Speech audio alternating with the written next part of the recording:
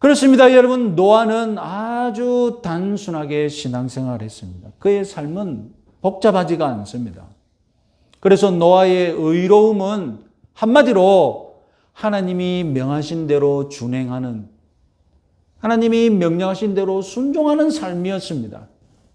노아의 생활은 이 말 외에 덧붙여 설명할 필요가 없었던 겁니다. 덧붙여야 할 것이 있었다면 6장 22절에서는 이렇게 소개되었지만 7장에 가서는 뭔가 좀 다른 내용이 첨가될 수 있잖아요. 한마디 더 덧붙일 수 있잖아요. 칭찬이라도 더 할 수 있지 않습니까? 그런데 똑같은 말이 반복되고 있어요. 노아는 방주를 지으라 할 때도, 방주를 짓는 동안에도, 방주에 들어갈 때에도 똑같았습니다. 하나님이 명령하신 대로 했을 뿐입니다. 이것이 노아의 의로움, 노아의 완전함, 하나님과 동행하는 수준이었습니다. 심지어 여러분, 노아는 말도 안 합니다. 놀랍게도 기록상 홍수 전, 홍수 후 노아의 직접적인 발언이 없습니다.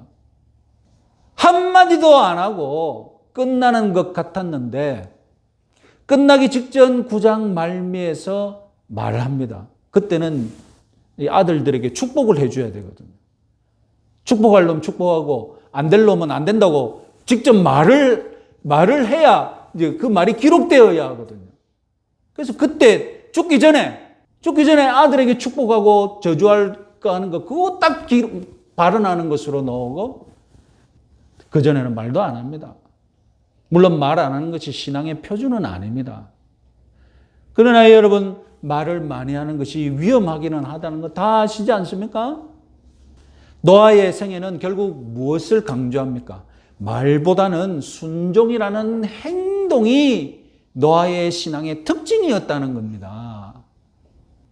자기 순종으로, 하나님 앞에서 순종함으로 자기 신앙을 드러내는 그런 삶을 살았다는 것입니다. 우리 이 점을 배워야죠. 이 점에 감동을 받아야죠. 사실 우리 신앙생활에 얼마나 복잡해지면서, 우리 신앙생활이 복잡해지면서 우리의 믿음도 복잡해지는 것 같습니다. 변정해야 할 일이 많아지고 변호해야 할 일이 늘어갑니다. 오늘날 우리가 의인이요 당대의 완전한 자라 이런 칭찬을 듣는 비결, 알고 보면 똑같습니다. 노아의 때나 지금 똑같습니다. 하나님이 명령하신 대로 순종하는 것, 그것이 간단한 비결인 줄 확신하시기 바랍니다. 간단하지만 그것이 가장 힘듭니다. 어떻게 우리 죄인인 우리가 하나님 명령대로 다 준행합니까? 노아처럼 우리가 순종하며 삽시다. 그래도 여러분 속에서 항의하고 싶은 마음이 있죠. 그 이루기 힘들지. 어떻게 노아처럼 우리가 다 명령한 대로 다 순종하면서 사나? 이런 목표 설정에 대해 우리는 주저하기 마련이죠. 그러나 여러분, 우리는 이 목표를 포기해서는 안 됩니다. 우리 목표는 분명합니다. 우리의 능력이 어떠하든지 우리는 하나님이 우리에게 명하신 대로 순종하며 사는 것, 우리는 이것을 지상 목표로 삼아야 합니다. 그럼 노아는 어떻게 해서 이 어려운 목표에 도달할 수 있었을까? 우리는 오늘 노아가 어떻게 도달할 수 있었을까? 우리는 될 수 있으면 노아의 삶에서 한번 그 비결을 찾아보자고 지금 시간을 가지고 있는 것 아닙니까? 자, 6장 8절이 나름대로 의미가 있는 것 같습니다. 6장 8절 같이 한번 읽어보겠습니다. 그러나 노아는 여호와께 은혜를 입었더라. 자, 지난 시간 본문에 이어서 오늘 본문에서도 노아의 때 온 세상은 도덕적으로 파탄난 상태였습니다. 하나님은 온 세상을 심판하려고 하십니다. 그러나 노아는 주님께 은혜를 입었습니다. 6장 8절의 말씀을 히브리어 문자 그대로 번역하면 노아는 여호와의 눈에서 은혜를 발견했다, 이런 뜻입니다. 그래서 영어 성경들도 Noah found grace in the eyes of the Lord 이렇게 번역을 합니다. 여러분, 흥미로운 표현이죠. 자, 그냥 기본적으로 간단하게 은혜를 베푼다. 그렇게 말하면 되는 거 아닙니까? 그래서 도울 여력이 있는 갑의 위치가 도울 여력이 있는 갑이 지금 빈궁한 을에게 은혜를 베푸는 거예요.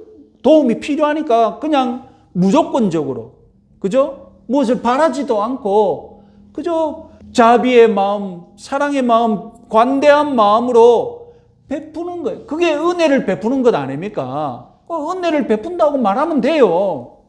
그런데 굳이 은혜를 베푼다는 간단한 표현 대신 조금 더 복잡하게 하나님의 눈에서 은혜를 발견했다. 이런 표현을 구약 성경이 여기서만 쓰는 것이 아니라 계속 사용하고 있다는 것입니다.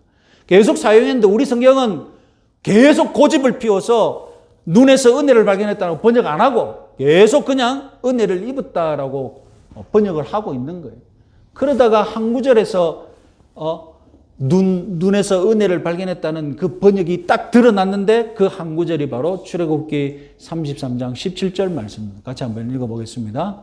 여호와께서 모세에게 이르시되 네가 말하는 이 일도 내가 하리니 너는 내 목전에 은총을 입었고 내가 이름으로도 너를 알미니라. 자, 어디에서 딱 드러나 버렸습니까? 내 목전에서 은총을 입었고, 목전이 뭡니까? 목전. 예? 내 눈앞에 은총을 입었다. 이런 뜻 아닙니까? 그래서 여기서는 어쩔 수 없이 목전이라고 또 번역을 해버렸어요. 자, 그럼 하나님 눈에서 은혜를 발견했다. 이 표현이 도대체 무엇을 우리에게 말하는지, 왜 이 표현을 굳이 성경은 고집하는지 이 표현에 대해서 좀 더 생각해 봅시다. 자, 하나님 눈 안에 있는 은혜, 하나님 눈 안에 있는 은혜를 발견하려면 그 정황, 그 상황, 어떤 그런 것을 전제로 이런 표현을 사용할 수 있을까요? 절대적인 전제 조건이 뭡니까? 절대적인 전제 조건. 이런 표현을 사용하려면, 말이 되게 하려면 어떤 정황이 있어야 이 말이 가능하잖아요. 그 정황이 뭡니까? 내가 하나님의 눈을 볼 수 있어야죠. 그래야 눈 안에 있는 은혜를 발견할 것 아닙니까? 내가 하나님의 눈을 못 본다면 하나님의 눈 안에 있는 은혜를 어떻게 보겠습니까? 결국 여러분, 이것은 어떤 정황을 전제로 한 표현입니까? 내가 하나님의 얼굴을 대면하고 있는 상황입니다. 내 눈이 하나님의 눈과 지금 마주치고 있는 그런 그림을 그리면서 하고 있는 말이라는 겁니다. 그러면 두 번째로 눈에 있는 은혜, 내가 발견한 눈에 있는 은혜는 무슨 뜻일까요? 그렇게 이해하기 힘든 표현이 아닙니다. 왜냐하면 반대 경우를 생각해 보시면 눈에 있는 살기, 여러분 이해되십니까? 여러분 눈에 있는 살기 본 적이 있습니까? 저는 한두 번 봤습니다. 눈에 있는 살기를 보는데 무섭더라고요. 그렇게 웃는 얼굴이 막 돌변하는데, 그럼 눈에 있는 은혜는 무엇이겠습니까? 한없이 인자하고 한없이 관대한 눈으로 지금 빈궁한 나를 바라보고 계신다는 뜻입니다. 당장이라도 눈물을 쏟으며 도와줄 듯이 그런 눈으로 나를 바라보고 있는데, 내가 그 눈을 보니 나도 그 은혜가 막 그냥 보는 것만으로도 그냥 내가 은혜를 체험하는 거예요. 도와주는 것도 없이 그냥 그 눈만 봐도 이미 나도 은혜를 받은 거예요. 여러분, 대제사장의 축복기도 기억하십니까? 민수기 6장 24절에서 26절 말씀 같이 한번 읽어보겠습니다. 여호와는 내게 복을 주시고 너를 지키시기를 원하며 여호와는 그의 얼굴을 내게 비추사 은혜 베푸시기를 원하며 여호와는 그 얼굴을 내게로 향하여 드사 평강 주시기를 원하노라. 여러분, 왜 이게 축복 기도인지 이제 아시겠습니까? 왜 얼굴을 비추는 것이 내게 은혜를 베푸는 것인지 여러분 아시겠습니까? 왜 하나님께서 내게 얼굴을 향하여 드시는 것만으로도 나에게 평강이 되는지, 그 얼굴, 그 눈에 무엇이 충만하기 때문에? 은혜가 충만하기 때문에. 은혜의 눈빛을 가지고 하나님이 그 얼굴을 우리에게 비춰주시고 은혜의 눈빛을 향하여 나에게로 드니까 내 마음에 평강이 임할 수 있는 겁니다. 자, 여러분, 여기서 한 발 더 나아가서 고민해 볼 것이 있습니다. 하나님께서 노아에게 은혜의 얼굴, 은혜의 눈빛을 비추어 주신 것, 6장 8절에서 그것하고 6장 9절, 6장 10절에서 노아가 의롭다, 완전하다, 하나님과 동행하는 자다, 이것하고 상관관계가 있느냐는 겁니다. 어떤 관계가 있느냐? 어떤 분은 6장 8절에서 그 이후에 노아의 행실과는 무관하게 하나님이 먼저 은혜를 베푸셨다, 이것을 주목합니다. 은혜를 먼저 받고 그러고 나서 6장 9절에서 노아의 의로움과 완전함이 뒤따른다는 것입니다. 물론 저도 하나님의 은혜가 먼저라는 그 신앙 고백을 가지고 있고 동의할 수 있습니다. 노아도 당연히 하나님의 은혜로 살아가고 있고 하나님의 은혜로 이제 노아도 이 멸망할 심판에서 구원받을 것입니다. 그러나 6장 8절에서 노아가 하나님 눈의 은혜를 발견했다는 이 말씀은 노아의 행실과는 무관하게 하나님이 은혜를 베푸셨다는 뜻이 아닌 것 같습니다. 8절 직전, 하나님이 노아에게 은혜를 베푸셨다는 그 말씀 직전에 7절까지 하나님이 어떤 말씀을 하셨습니까? 한탄과 근심으로 세상을 심판하시겠다고 말씀하셨지 않습니까? 그래서 어떤 분은 말씀하기를 성경은 노아를 순백색으로, 세상을 검정색으로 그렸다, 이렇게 했는데 정말로 동의할 만하죠. 온 천지가 검정색인데 딱 한 군데만 순백색이 드러나 있었던 것입니다. 그 순백색을 향하여 하나님은 은혜의 눈빛을 보내셨던 것입니다. 의롭고 완전하고 하나님과 동행하기에 적합했던 순백색이었던 것입니다. 그래서 여러분, 8절의 은혜는 노아의 행실과 무관한 은혜가 아니라 노아의 행실 때문에 베푼 은혜라는 것입니다. 그럼 또 변명해야 될 것이 있죠. 변호해야 될 것이 있죠. 아니, 은혜는 조건 없이 베푸는 것이라며 노아의 행실 때문에 하나님이 은혜를 베푸셨다면 그건 은혜가 아니지. 그건 보상이고 그건 상급이지. 그렇게 반론할 수 있겠죠? 여러분, 무조건 베푸는 은혜와는 좀 더 다른 은혜가 있습니다. 세상을 심판할 때 노아마저도 심판하는 것을 하나님이 너무 안타까워했던 것 아닙니까? 노아를 심판해서 제외시키는 차원에서 은혜를 베푸신 것 아닙니까? 여러분, 이런 은혜도 있습니다. 그러니까 10만 원치 상을 받아야 하는데 1000만 원치 상을 받는 것, 그것도 은혜라는 것입니다. 은혜라고 무조건 자격 없는 자에게 주는 은혜가 아니라 마땅히 받아야 할 대우나 사랑보다 더 많이 받는 경우, 그것도 은혜가 될 수 있는 것이죠. 그러니까 노아의 경건은 하나님의 은혜와 노아의 순종이 합쳐져서 우리가 흔한 말로 시너지 작용이 일어나서 상승 효과가 일어났던 것입니다.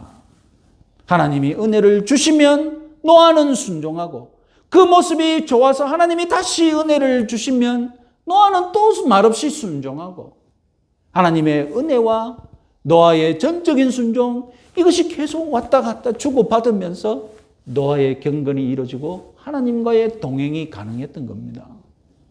하나님의 은혜, 노아의 순종, 뭐 어느 것이 먼저냐, 어느 것이 더 중요하냐 따질 것 없이 하나가 되었던 겁니다. 하나님의 은혜와 사람의 순종, 이것이 누가 먼저랄 것도 없이 상승 효과를 내는 것이 진정한 신앙생활의 진면목임을 여러분 유념하시기 바랍니다. 하나님의 은혜만 바라고 앉아 있으면 안 됩니다. 순종하고 하나님을 기쁘게 해드려야죠. 그러면 하나님이 내가 노력하고 순종한 것보다 30배, 60배, 100배의 복을 주실 것을 믿으시기 바랍니다. 그러면 우리 신앙생활이 하나님과 동행하는 수준으로 점점점 높아지는 거예요. 호세아 6장 6절 말씀 같이 한번 읽어보겠습니다. 나는 인애를 원하고 제사를 원하지 아니하며 번제보다 하나님 아는 것을 원하노라. 하나님은 우리가 단지 예배라는 형식에 참여하는 것, 그것을 바라지 않습니다. 그 예배라는 형식에 참여한다고 여러분이 하나님과 동행합니까? 아닙니다. 하나님은 인애와 하나님 아는 것을 원하십니다.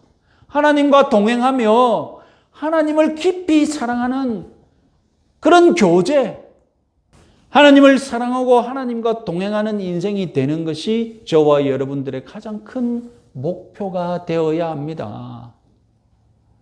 예수님께서도 우리 삶의 복음 분명하게 말씀하셨습니다. 같이 한번 읽어보겠습니다. 마태복음 22장 예수께서 가라사대 내 마음을 다하고 목숨을 다하고 뜻을 다하여 주 너희 하나님을 사랑하라 하셨으니 이것이 크고 첫째 되는 계명이요. 여러분의 목표가 무엇입니까? 노아처럼 하나님이 명령하신 대로 다 준행하여서 하나님과 동행하는 것, 저와 여러분들의 공통적인 목표가 되어야 할 줄 믿습니다. 이번 한 주간도 노아처럼 하나님과 동행하시는 그런 한 주간 되시기를 주의 이름으로 축원합니다.